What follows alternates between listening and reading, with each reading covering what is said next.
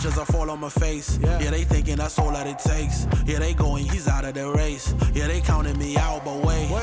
I may be down today, but tomorrow they all gonna say it's impossible. Somehow we found a way. It's hard to believe that they came from around the way. It's beating the odds. Say to the mayor, I'll be number one. Let's go. Me, I'm focused to beating the drums. It feels good to be back home, throughout America, Wisconsin, Harley-Davidson fans all over the place, and yeah, let's try to keep this session.